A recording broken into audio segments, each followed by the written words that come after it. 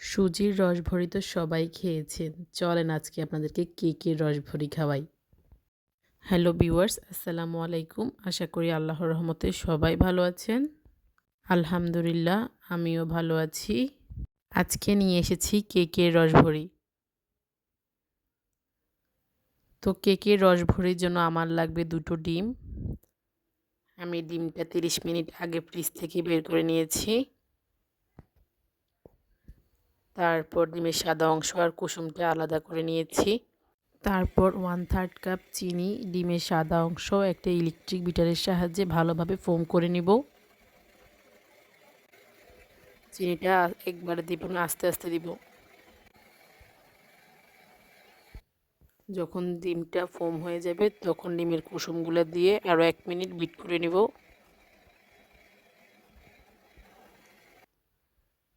তারপর 1/2 কাপ ময়দা নিয়েছি, তার থেকে 2 টেবিল চামচ উঠিয়ে ফেলবো। যে 2 টেবিল চামচ উঠিয়ে ফেলেছি সেই 2 টেবিল চামচ কোকো পাউডার দিব। 1/2 টিস্পুন বেকিং পাউডার,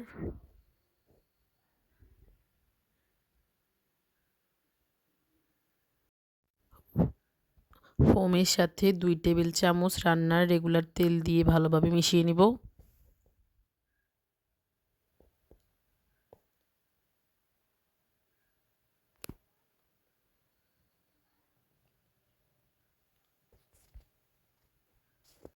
তারপর শুকনো উপকরণগুলো একটি চালনির সাহায্যে চেলে একবারে দিব না, 2-3 বারে দিয়ে ভালোভাবে মিশিয়ে নিব। আলতোভাবে মিশাবেন যাতে ফোমটা না নষ্ট হয়ে যায়।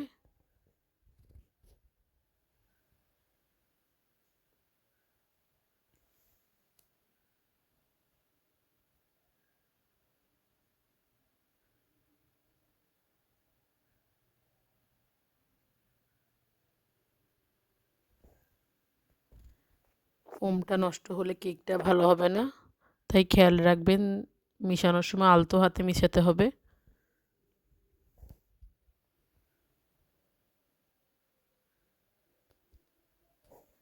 তারপর দিয়ে দিচ্ছি চকলেট এসেন্স 1/2 চা চামচ।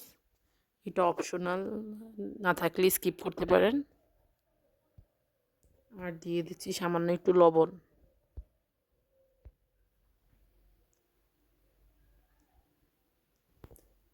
তারপর আমি সিলিকনের কয়েকটা কাপ নিয়েছি,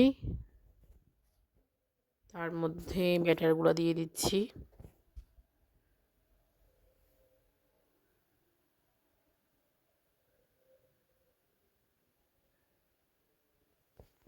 আমি চুলায় একটা কড়াই বসিয়ে কড়াইতে পানি দিয়ে দিয়েছি, পানির মধ্যে কাপগুলো বসিয়ে দিচ্ছি।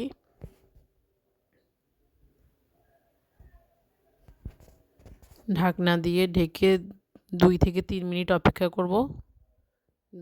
2-3 মিনিটের মধ্যে কেকগুলো হয়ে যাবে।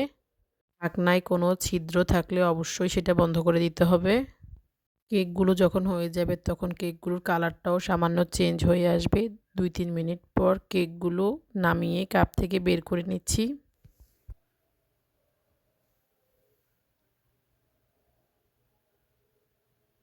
আপনারা চাইলে এই পর্যায়েও খেতে পারেন।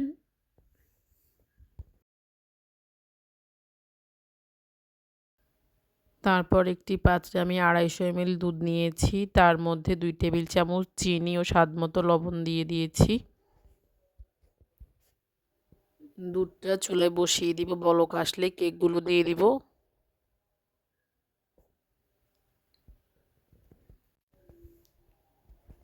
তিরিশ সেকেন্ড পর কেকগুলো উল্টিয়ে দিব।